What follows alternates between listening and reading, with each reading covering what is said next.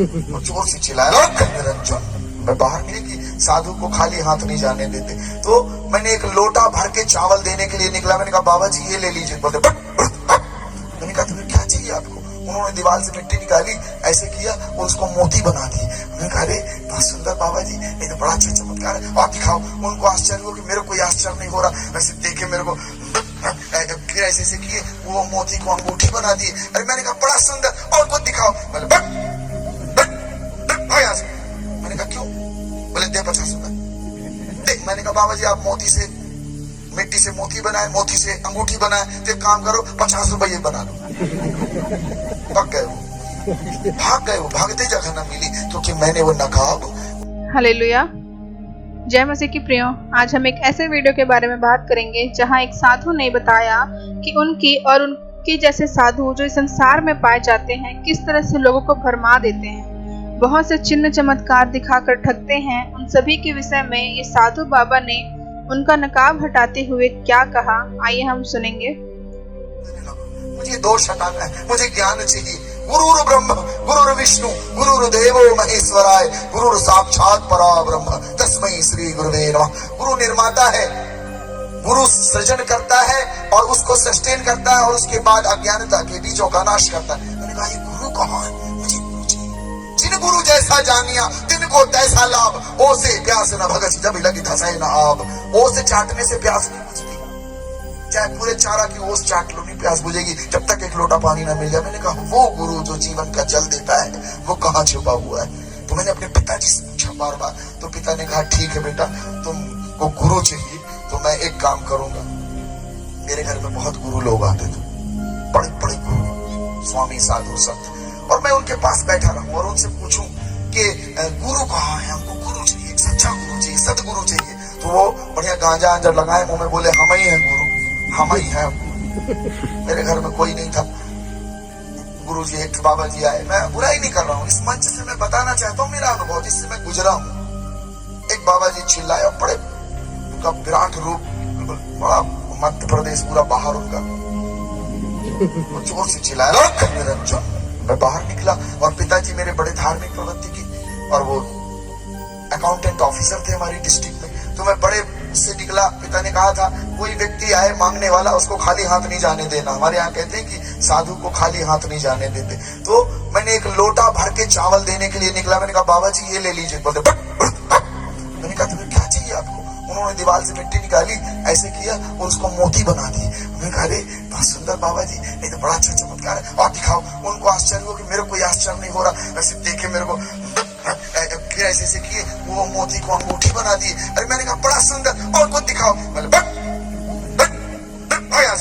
मैंने कहा क्यों? बोले दे 50 रुपए।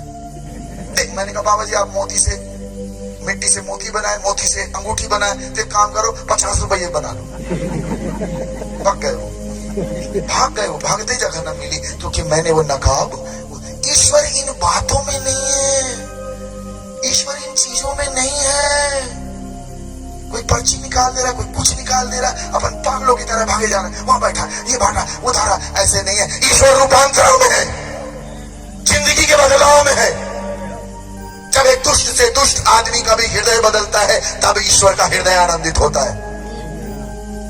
आपकी कोई चीज ईश्वर को खुश नहीं कर सकती, कोई भी बाहर की चीज ईश्वर को आनंदित नहीं करती। तुम क्या चढ़ाओगे? प्रभु कहता है स्वर्ग मेरा सिंहासन, पृथ्वी मेरे चरणों की चौकी है। लेकिन मैं किस बात से प्रसन्न होता हूं? दया, न्याय और करुणा से प्रसन्न होता हूं।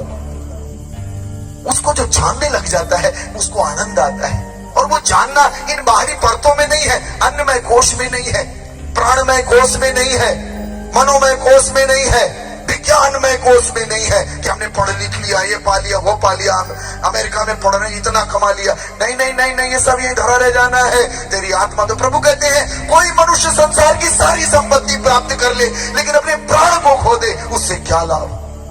सबसे इंपॉर्टेंट चीज है उसको जान लेना। इसलिए प्रभु आए। आदमी है सारी नौटंकी। मैंने अपने पिताजी से कहा पिताजी मुझे गुरु चाहिए।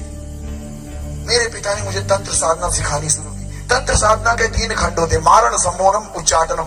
मार देना, हिप्नोटाइज कर लेना और पागल कर देना। ये 3 गुण आपके पास आ जाएंगे। अब बताओ कौन सा चाहिए आपको? वही नहीं चाहिए।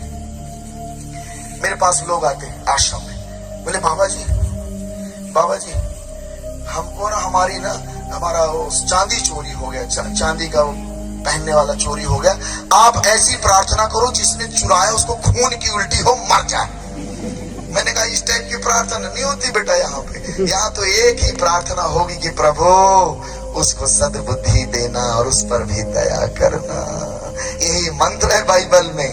बाइबल का ज्ञान हमको केवल क्षमा और दया का पाठ पढ़ाता है। ये सारे बाहर के लोग जान लें, हम लोग लड़ाई झगड़ा नहीं करते, क्योंकि हमारे गुरु ने क्रूस की वेदी से चिल्लाकर कहा, हे पिता इन्हें क्षमा कर दे। ये नहीं जानते ये क्या करते। यही मूल मंत्र उसने हमें दिया है। हम केवल और केवल और केवल क्षमा की प्रार्थना कर सकते हैं और कुछ नहीं हमारे पास। Hallelujah, hallelujah. जैसा कि आपने सुना कि किस प्रकार कई लोग परमेश्वर के नाम पर लोगों को ठग रहे हैं और उनका जीवन आज नाश हो रहा है, लेकिन हमारा परमेश्वर हमारी परवाह करता है। इसलिए जैसा यूहन्ना की पुस्तक उसके 3 अध्याय उसके 16वें वचन में कहता है, क्योंकि परमेश्वर ने जगत से ऐसा प्रेम रखा कि उसने अपना इकलौता पुत्र दे दिया, ताकि जो कोई उस पर विश्वास करे वह नष्ट ना हो परंतु अनंत जीवन पाए। हालेलुया। इस वीडियो को ज़्यादा से ज़्यादा शेयर करें और अपनी राय हमें आप कमेंट सेक्शन पर बता सकते हैं। परमेश्वर आपको आशीष दे। जय मसीह।